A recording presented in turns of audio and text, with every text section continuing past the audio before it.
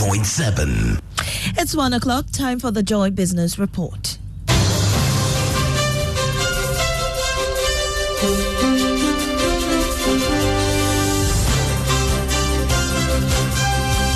In the headlines, Ghana Revenue Authority hands over Unity Steel Company in Tema to B5 Plus due to the company's inability to pay 2 billion cedis tax over the years.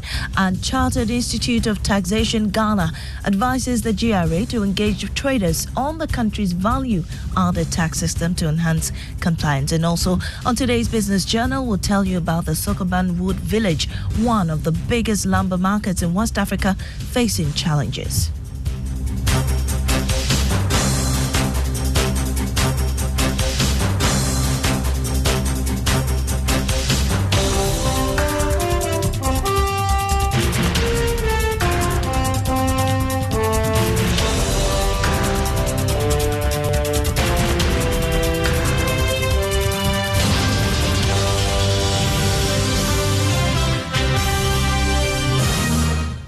I am Amesi Nyamiche Thompson. Thanks for tuning in. And let's dig in. Steel manufacturing company B5 Plus has taken over the operations of United Steel Company, which has been in debt distress for over 2 years. The takeover follows a series of actions by the Ghana Revenue Authority to retrieve taxes of almost 2 billion cedis, but to no avail.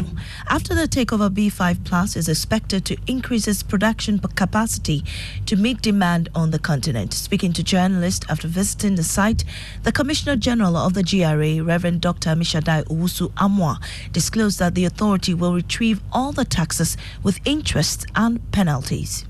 So eventually, we had to get an administrator together with the other banks, and the administrator took over the factory.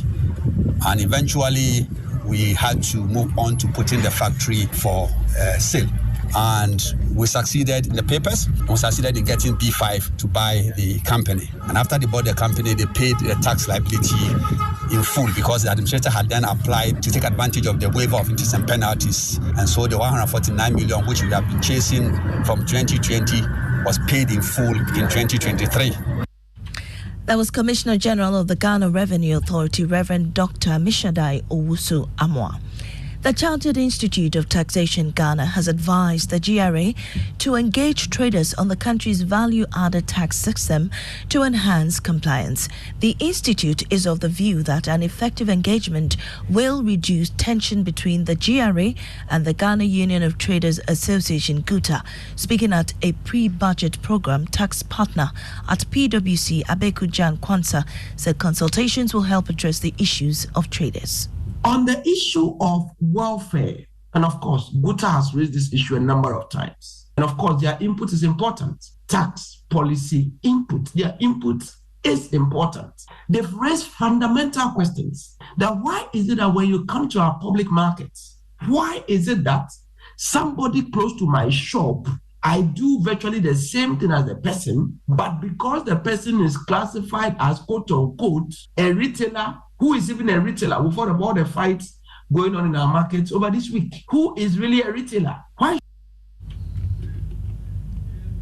The president of the Canada-Ghana Chamber of Commerce, Alexander Norty, says his outfit is expecting some tax exemptions and incentives for their businesses operating in exports and imports in the 2024 budget. According to him, the private sector needs cushioning in order to stay resilient. He's speaking at a business cocktail and networking session. We're really looking for changes at the port in terms of demerit charges to enable people not only to import but also export our goods and services. So we're hoping that the budget will have some goodies in terms of import and export. And also we're looking at tax exemptions for more incentives for those that are importing goods or those that want to set up industries here and bring heavy-duty equipment through the port. The Joy Business Pre-Budget Thought Leadership Forum will come off on Monday, November 13, 2023, from 1 p.m. to 3 p.m. This program will focus on examining government's fiscal policies as against revenue mobilization targets and the risk of budget overruns in an election year. There's more detail in the following report. This edition will be held on the theme, the 2024 budget, maintaining a tight fiscal policy and a business-friendly environment in an election year. The panel will be made up of Professor John Gachi, Dean, School of Business, University of Cape Coast; Professor Ejapoma Jake Daku, Senior Lecturer, University of Ghana Business School; Dr. Humphrey Eyim Dake, President, Association of Ghana Industries; Mark Bedu Abwaji, CEO, Ghana National Chamber of Commerce and Industry; and former Minister of Finance, Seth Tekbe. It will be live on Joy FM as well as the Joy News channel and also on all Joy Businesses socials. Now, the International Monetary Fund has hinted at a finalization of its governance diagnostic for Ghana in the first quarter of 2024. This follows the completion of the assessment of the project in October 2023. There's more in this report. An IMF technical assistance mission visited Accra over the period of October 16 and 17 this year to conduct a governance diagnostic. The mission, comprising staff from the legal, the Fiscal Affairs and the Monetary and Capital Markets Department, assessed the scope and strength of the governance and anti-corruption framework in Ghana, identified the gaps, and offered reform options. The mission team also discussed with the government and heads of state institutions the many recent initiatives undertaken to strengthen governance and further reinforce the anti-corruption framework in revenue administration, public financial management, among others.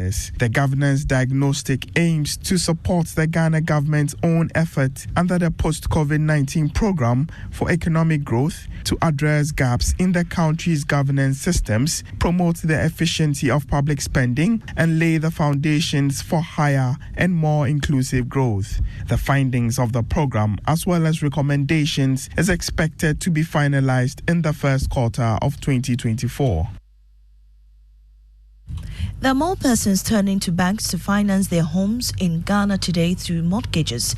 That's according to the head of Advantage Banking at Ecobank Ghana, Winston Wobble. He attributes the situation to challenges most people go through in personally putting up their homes.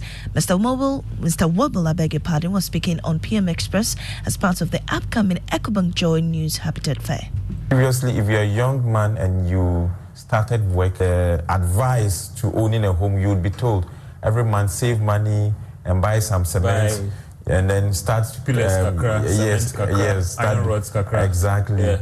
And then you start your foundation, and it will interest you.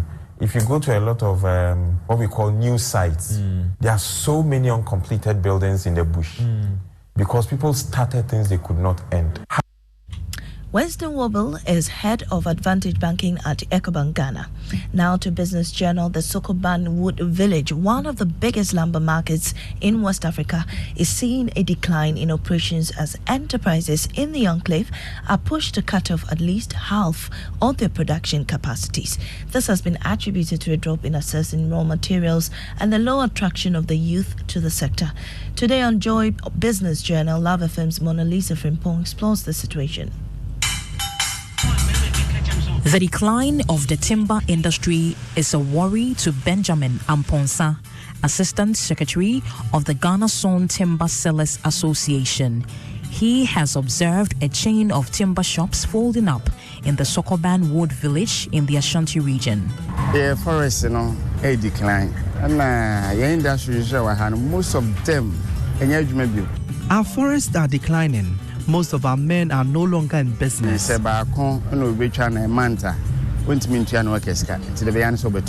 Sokoban Wood Village houses over 20,000 workers. However, there is a drop in access to raw materials needed to fill the sheds lined up at the Wood Village. This is due to the long distance and high cost of transportation to harvesting sites, as well as the amount of trees allowed to be harvested. Kinsley Senya is chairman of the Ghana Sawn Timber Sellers Association. Sawmiller and Akucha Diano, and why the papers video of Forestry Commission, and yes, we are called Akoto. Oko Kra Wakotona Ode Bano, and Okra also SIA problem. The trees are felled by the sawmillers.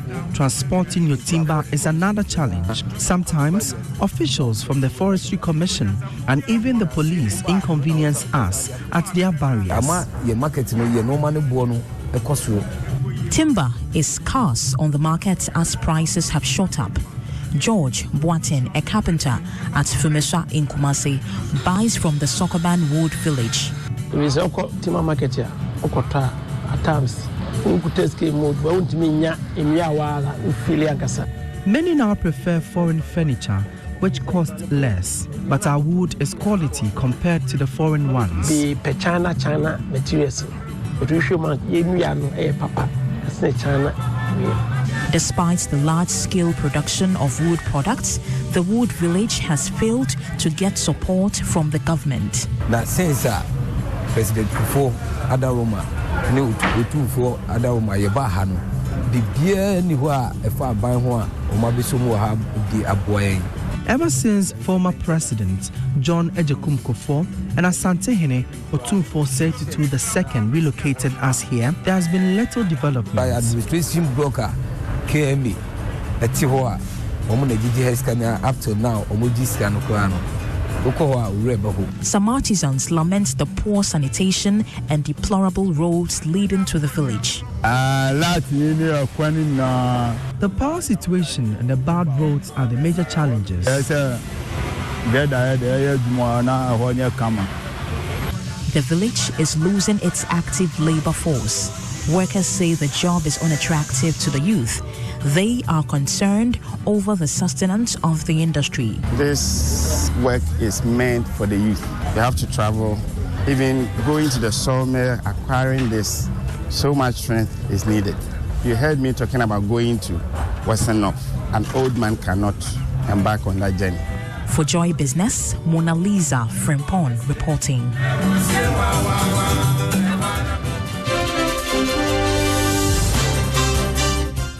And I am Amisi Nyamiche Thompson. That ends the Joy Business Report. Before we go, the EcoBank salary account is a special account designed for workers of all income brackets desirous of receiving their salaries through EcoBank. With the EcoBank salary account, you are guaranteed all the benefits of a normal savings or current account plus many more. EcoBank salary account gives workers free life insurance cover of up to 10,000 cedis, a 24/7 access to cash and e-banking services, internet and mobile banking services, high interest on savings, no minimum balance, ability to save through the EcoBank Save As You Spend, a unique feature that helps customers to save and invest. And remember, the insurance policy covers death, permanent or temporary disability, critical illness, hospitalization, retrenchment, and more. Savings or current account holders at EcoBank do not have to close their existing accounts to enjoy the numerous benefits of the salary account. Just ask your branch to switch your existing account to the EcoBank salary account. Non-EcoBank account holders should approach any EcoBank branch and ask for the EcoBank salary account. Switch your salary account today and enjoy amazing benefits at EcoBank. Call EcoBank toll free on 08000003225 wherever for further details. EcoBank, the Pan-African Bank.